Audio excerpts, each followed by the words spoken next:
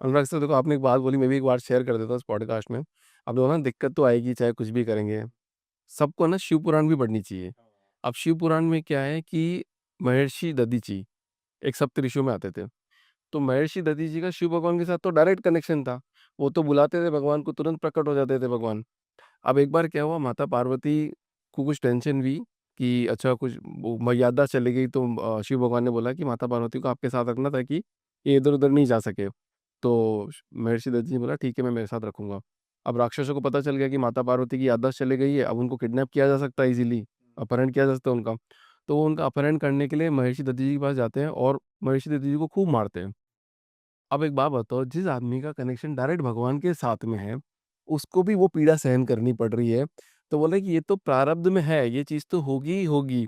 पर फिर भगवान ने बोला कि ठीक है, मैं अब तुमको जो प्रारब्ध लिखा था कि भैया अब मैं तुमको एक ऐसा वरदान देता हूँ कि तुम्हारी हड्डियाँ जो है वज्र की बन वज्र की जाएगी। बन गए हो। उसके बाद तुम जब तुम्हारा फिर आगे उनका ऑलरेडी कर्म लिखा हुआ था, पहले उनका प्रारब्ध लिखा हुआ है कि यार ये तो होना ही होना है, और उसको सहन करने की शक्ति दे देते। तब जब भगवान के साथ वाले कनेक्शन के पास भी इतनी प्रॉब्लम आ सकती है, तो आप तो इंसान हो, आप तो डायरेक्ट कनेक्शन में हो ही नहीं, प्रॉब्लम तो आएगी ही आएगी। बट कुछ काम करने से आपको वो प्रॉब्लम सहन करने की क्षमता मिल जाती है। सो ट्रू, बहुत अच्छी बात आपने कही। और आप तो कह रहे हो भगवान के साथ वाले के साथ आ सकती है। स्वयं भगवान अपने एक भक्त को, जो उनकी बहुत ज्यादा तपस्या करता है, असुर था, राक्षस था, स्वयं शंकर भगवान की तपस्या करता है, वो खुद उसको वरदान दे देते हैं कि भाई, वो कहता है कि क्या वरदान, वो कहता है कि जिसके भी सिर पे हाथ रखो वो भस्म हो जाए। राक्षस का नाम था भस्मासुर। और जब उसको वरदान मिला, वो सबसे पहले शंकर भगवान को भस्म करने के लिए भागा। और शंकर जी भी कहते हैं वहां से दौड़े कि भाई ये मैं इससे कैसे बचूं। तो फिर वो कहते हैं उसके बाद ब्रह्मा जी और विष्णु जी के पास गए। विष्णु जी के पास जब गए तो विष्णु जी ने उन्हें कहा कि मैं तुम्हारी सहायता करता हूँ। और वो एक वो मोहिनी बन के या कुछ वो बन के वो आए, जिससे उन्होंने डांस ऐसा किया और भस्मासुर को कहा कि तुम मुझे कॉपी करो, और भस्मासुर कॉपी करने लगा। और फिर लास्ट में उन्होंने उस एक स्टेप में अपने सिर पे हाथ रखा और भस्मासुर ने भी अपने सिर पे हाथ रखा और वो स्वयं भस्म हो गया। यानी खुद भगवान वरदान देकर खुद जो है। तो कहने का अर्थ ये है, श्री कृष्ण को आप देखिए अवतार लेकर के आए, श्री राम को आप देखिए अवतार लेकर के आए, उनको भी इस दुनिया से जाना पड़ा। और श्री कृष्ण जब इस दुनिया से गए, एक भील ने उनके पाँव में तीर मारा। और वो लोग कहते हैं कि वो तो भगवान थे। तो भगवान ने जानते हैं क्या मैसेज दिया कि ये मेरा कर्म था, मेरा प्रारब्ध था, कभी मैंने इसके साथ कुछ ऐसा किया था, आज इसके हाथों से मेरी मृत्यु होनी निश्चित थी। हम्म। तो जब हम इस चीज को समझ जाते हैं ना कि जो जिंदगी में है वो तो आएगा ही, लेकिन हम जो कर्म कर रहे हैं, अब कर्म हमें लगता है कि कर्म से हमको जो बनता है, कर्मफल जिसको कहा गया, उसको हमने प्रारब्ध बोला। हमारे जो कर्मफल हैं अभिषेक, ये तीन तरह के हैं। एक प्रारब्ध है, एक आरब्ध है, एक अनारब्ध है। प्रारब्ध यानी वो जो हमको अगले जन्म में हमारे पिछले कर्मों का मिलेगा। आरब्ध यानी वो जो हम इसी जन्म में काटेंगे। अनारब्ध यानी वो जो हम आज तैयार कर रहे हैं और कल को हमको उसको भुगतना पड़ेगा। तो कहने का अर्थ ये है कि हमारे सनातन में बड़ा क्लियरली ये बताया गया कि जो आप कर रहे हो, आपको लगता है आप उसको बदल नहीं सकते, तो ये गलत है। आप जो आज कर्म कर रहे हो, उससे इसी जन्म में आप बहुत सी चीजों को काट सकते हो, बदलने का मतलब है कि आप उनकी एक शील्ड तैयार कर सकते हो, आप उनके प्रभाव को कम कर सकते हो।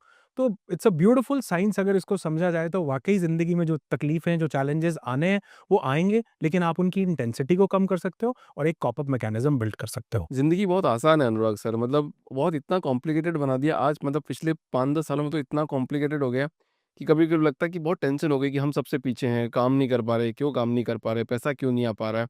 आप यही मेरे पापा वाली जनरेशन देखोगे या थोड़ी-सी वो वाली जनरेशन देखोगे, तो क्या वो सक्सेसफुल नहीं थे? वो तो उनके पास तो कुछ भी नहीं था, फिर भी वो एक काम करते सक्सेसफुल इंसान बन गए। तो क्या आज की जनरेशन सक्सेसफुल नहीं बन सकती कूल और काम रह के? मुझे ऐसे लगता है अभिषेक, जो हमारे पापा की जनरेशन थी ना, वो इतनी ज़्यादा सक्सेसफुल थी और हमने सक्सेस के ना मायने को बहुत ज़्यादा डिसरप्ट कर दिया। और अगर आप रूट में जाओगे तो यही 2 चीज़ें मिलेगी, कंपैरिज़न और एक्सपेक्टेशन। बस।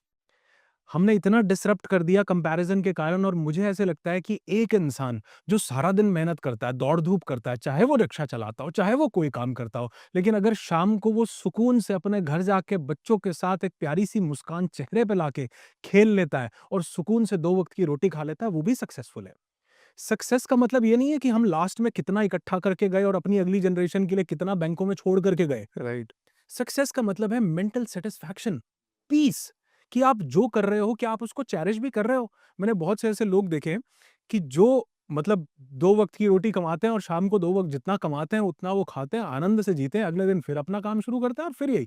अभी पीछे बल्कि एक कोई जोक आ रहा था, पता नहीं मुझे रियल है कि क्या है, वो बोल रहे हैं कोई जापान या चाइना में कोई एक बहुत बड़ा बिज़नेसमैन था। वो खूब पैसा उसने कमाया, लेकिन सारी ज़िंदगी वो पैसे को चेरिश नहीं कर पाया। वो जमा करता गया और एक दिन उसकी जो है डेथ हो गई और फिर उसकी जो वाइफ़ थी, उसने उसके ड्राइवर से शादी कर ली। जो उसका ड्राइवर था, उससे ड्राइवर से नहीं, शादी ये कर ली। ट्रू है बात ये। ट्रू है। तो ड्राइवर ने एक बात बोली, ड्राइवर बोला कि आज तक मुझे लगता था कि मैं अपने मालिक के लिए काम करता हूँ, लेकिन आज पहली बार समझ आया कि मेरा मालिक मेरे लिए काम करता था। ये सब मुझे छोड़ कर गया वो। हाँ, राइट। तो आप क्या उसको सक्सेसफुल बोलोगे? मतलब मैं अक्सर ये बात बोलता हूँ कि लोग अपना बुढ़ापा खरीदने के लिए जवानी बेच देते हैं साहब। पूरी जवानी बेच दी, खरीदा क्या? मैं ये नहीं कह रहा हूँ कि बुढ़ापे को आने वाले टाइम को नहीं देखना। आपके पास आप अपनी लाइफ को चेरिश करो और आप जो कमा रहे हो उसको थोड़ा-सा संचय भी करो, तो दोनों का बैलेंस आपको सक्सेस देता है। Right, absolutely right. और पहले के टाइम में यही होता था। आप देखोगे कि वो लोग चेरिश भी करते थे, संचय भी करते थे और ज़िंदगी को भी आनंद लेते थे। लेकिन ज़िंदगी का आनंद लेने के उनके मायने अलग थे। हुँ। आप देखोगे हम आप अगर हमारे फादर की या आप दादा जी की जनरेशन से अगर थोड़ा-सा भी क फादर की जनरेशन से भी कंपेयर करोगे, हमारे लिए एंटरटेनमेंट का मतलब होता था सब फैमिली मिलके कहीं पिकनिक पे जाएँगे, राइट, बस मैट हाँ, बिछाएँगे, घर से बना हुआ खाना निकालेंगे, खाएँगे और आनंद करेंगे। बहुत मज़ा आता है, सही कितना बात। मज़ा आता था। एब्सोल्यूट गज़ब का मज़ा है वो। अभी आपके चेहरे पे जो स्माइल आ रही है ना, मैं फ़ील कर पा रहा हूँ कि आपको कोई पिकनिक का दिन भी याद आ गया है। Right, right, right. लेकिन आज हमारे बच्चों के पास या आने वाली जनरेशन्स के पास आनंद कहाँ है? वो सिर्फ़ बाहर है। कौन लोग हमारे साथ बैठे हैं, किनके साथ हम टाइम चेरिश कर रहे हैं, कितना ज़्यादा हम इंटरनल हैप्पीनेस को फ़ील कर रहे हैं, ये सब जा चुका है। आज हैप्पीनेस इस चीज़ से है कि गाड़ी किसके पास बड़ी है, कौन ज़्यादा लग्ज़री लाइफ़स्टाइल जी रहा है, किसके पास बड़ा मोबाइल है, जो कि गलत नहीं है, लेकिन सिर्फ़ इसमें खो जाना हमको एक एक्सटर्नल हैप्पीनेस देता है, जो कि फिर से बोलूँगा कि एक्सटर्नल फैक्टर्स पर ही डिपेंडेंट है। इंटरनल हैप्पीनेस किसी दूसरे पर डिपेंडेंट नहीं है।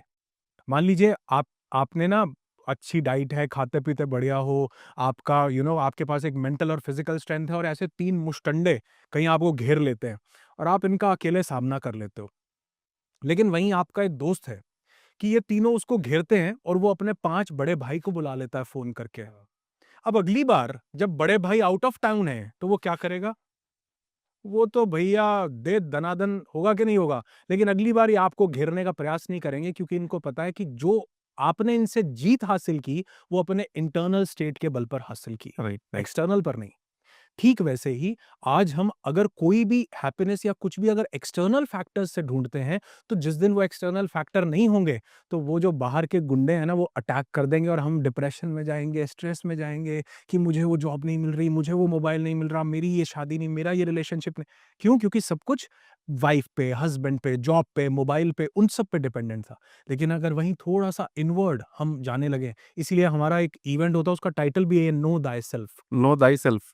नो थाय सेल्फ अपने अंदर जाओ और मुझे ऐसा लगता है कि जब हम थोड़ा-सा वो इनर कनेक्टिविटी की जर्नी पर चलते हैं, तो एक true wisdom, true happiness, true sense of accomplishment आती है, जिससे वो बाहर से सारे कनेक्शन और डिपेंडेंसी हटती है। तो जब डिपेंडेंसी हटेगी, तो एक्सपेक्टेशन नहीं होगी, जब डिपेंडेंसी हटेगी, तो कंपैरिज़न नहीं होगा। तो ये दोनों चीज़ें नहीं होंगी, तो ऑटोमैटिकली हम एक हैप्पीनेस के मोड में रहने लग जाएँगे।